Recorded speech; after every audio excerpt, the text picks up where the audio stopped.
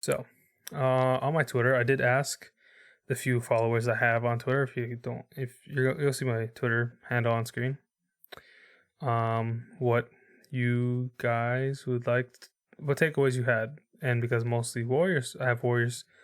People who follow me, not Warriors. The people who follow me, some of them are Warriors fans.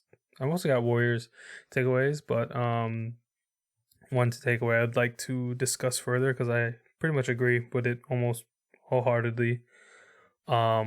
Is by the infamous, at least to Warriors Twitter, the main man of Steph slander, Steph Curry slander, if you could call it that. I mean, he tiptoes the line a lot, but he's one of the main people I talked about Warriors. He let me share. He's letting me share this take here because I asked so if I could use it here on the podcast. So without further, I'm gonna read this this take from the legendary Tommy Gunn. Ooh, if you guys know Tommy Gunn, he doesn't know Tommy. He's very known on Warriors Twitter. As again, once I said, it's quote unquote Steph slander. He's a really high critic of Steph, but he loves Steph.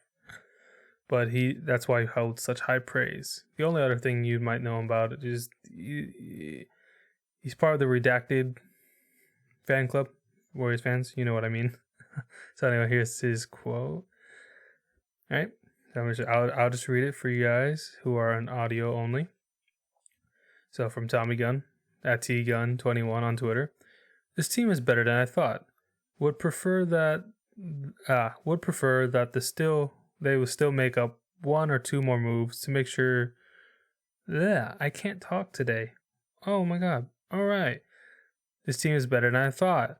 Would prefer that they still make one or two more moves to shore up their roster.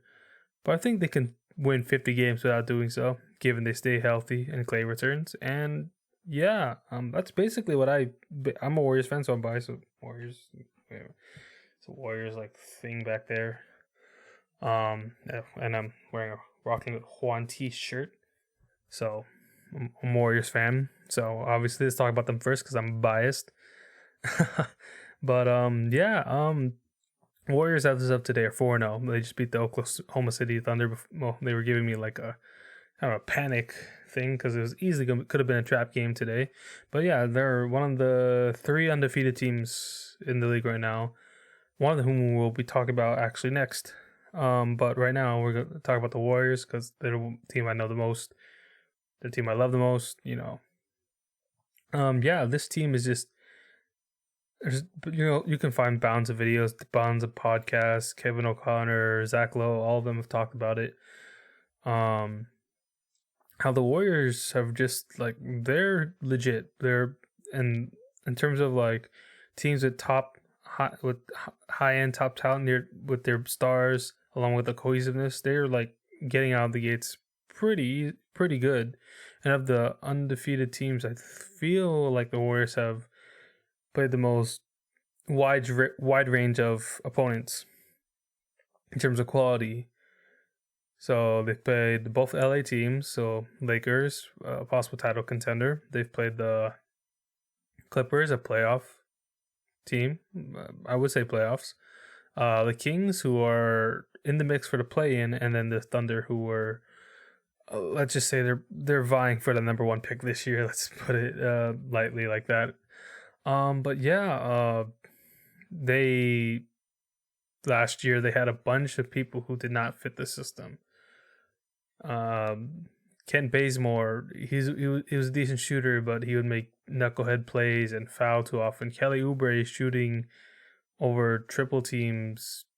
Wiseman was a rookie who was thrust into no training camp and just got injured. Brad Wanamaker. No, and so the Warriors, they revamped their coaching staff. Kerr acknowledged that Kerr 2.0, let's go. Acknowledged that he needed some things. He got a bunch of developmental people who are specialized development, but he also hired Kenny Atkinson, who, let's be honest, he's basically lead assistant one A and 1B with Mike Brown right now, especially on the offensive end. He's really challenge. I feel like Kerr needed someone to challenge him. There was so much like yes mentality the past few years that everything got stale. So Kerr changed up the coaching staff. They got rid of mostly people who didn't fit. No more Wanamaker, no more Oubre, no more Bazemore. Wiseman's out with injury, so he'll be back eventually. But for the most part, they replaced them with high IQ veterans: Bielitsa, Porter, Otto Porter, Andre Iguodala, just vets who know how to play the game on a high level, who've been through the league. Bielitsa has played a EuroLeague MVP. Iguodala's been with this team before. He's like one of the smartest players in the NBA.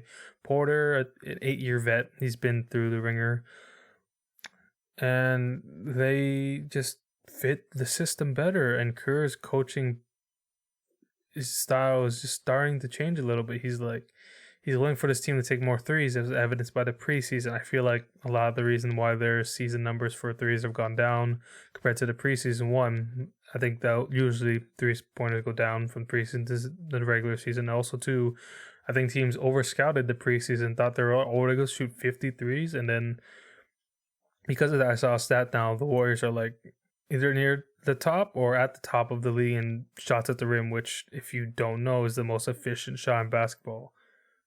No matter what, like if you're shooting layups all game, it's basically, it's like the most efficient shot you could have, right?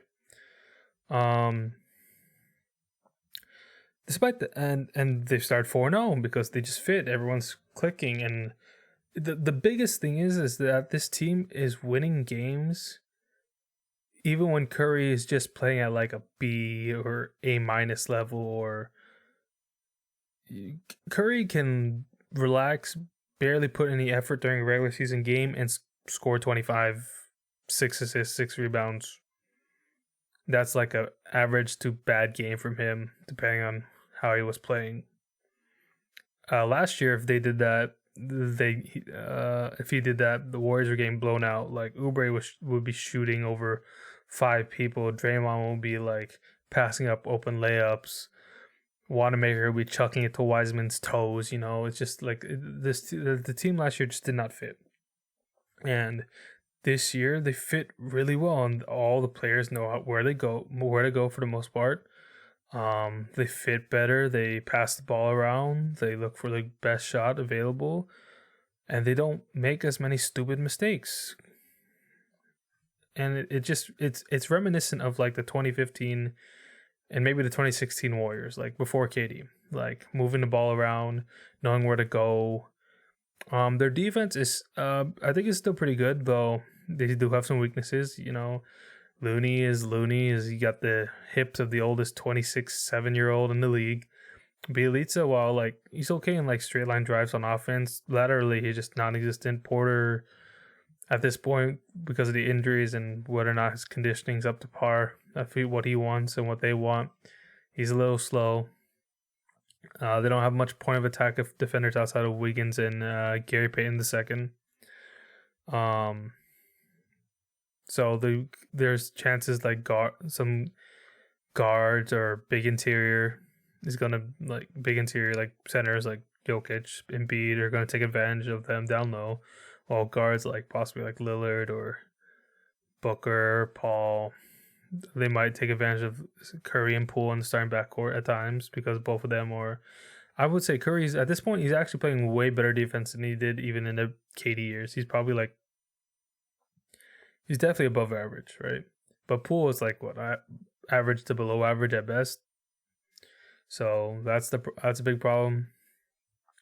But this team, I feel like, can win 50 games. The Warriors are back, but like they're not like title favorites. They're not the title favorites by far. But like, if you were to tell them, hey, could you name on the top of your head 5 teams better than the Warriors? Definitively, not like arguably, like definitively, like these 5 teams are better than the Warriors by far.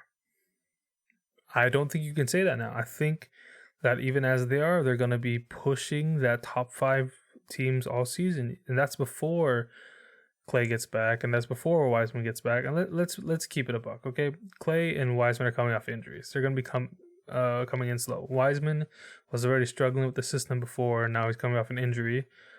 The coaching staff is putting emphasis into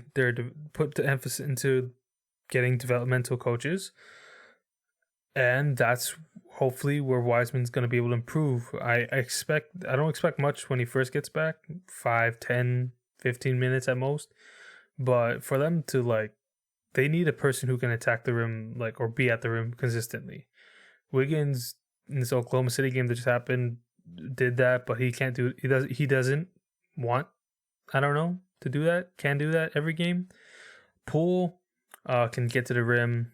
Curry can obviously get to the rim. Poole can get to the rim at times, but he's pressing a little bit too much at times because he's so young. He's going to press. He's going to try to pull up when he should drive and drive when he should pull up and shoot when he should pass out at times because, he's young. He's going to be pressing for a shot, but that's the growing pains that you get with him.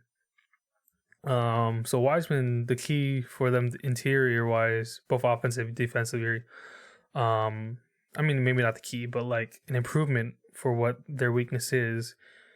Right now we look at Looney and Bielitsa as Looney knows where to go, but Looney right now is, can't really provide any rim protection. He's decent on switches. He's decent on going to be on offense. He's okay at rebounding. Bielitsa can, depending on the matchup, can play well. The matchup doesn't require him to get switched out too often with guards and wings, he'll do well. But Wiseman, just based on size alone,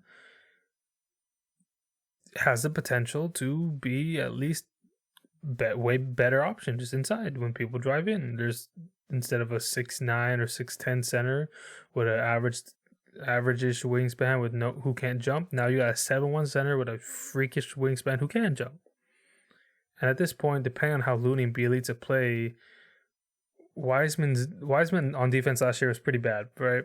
At times he showed flashes, if you gave him an easy assignment or something, but he would get out rebound at times. He got lost, and he would get better some games, but usually he was pretty bad. But that's where the development staff comes in. That's where him simplifying the game for him comes in. Either tell him to switch, tell him to drop. They were giving him so many things. That's where Iguodala, that's where Green, that's where all these veterans are going to try to help him. That's where the coaches staff has to help him. And offensively, make sure he's diving to the rim, right? But whether or not you believe in Wiseman, Tommy, I know if you're listening to this, I know you're a little bit of the Wiseman pessimist realist because you didn't get your redacted player. But I'm definitely more on the optimistic side because I can see what they can do with him. The stuff that Wiseman can do, a lot of centers can't. But a lot of stuff what centers can do on average, Wiseman does on a subpar to average level right now. And they need him to be average to above average. And it's all going to be on that staff. And will they survive if he doesn't play as much? Of course. The way they're playing right now, if you're looking, it's pretty well. But they're going to need his body just so that Green doesn't get overworked, so that Looney doesn't get overworked, Bielitsa doesn't overwork, that those guys can rest at times. And yeah, and then obviously the big one is Clay. How good is Clay when he gets back? If Clay is 70, 80, 90%, by the time the playoffs come around, this team is dangerous. That's another shooter. That's another person that opens up the lane that might not be there. Poole right now is trying to drive into people when there's Green and Looney in the way, and then Wiggins, they'll respect him kind of. So when Poole drives right now, he's meeting people at the rim that, that because of the way the rule changes are, which we'll talk about again later, he's not getting the foul calls I want. I feel like he's getting dissuaded.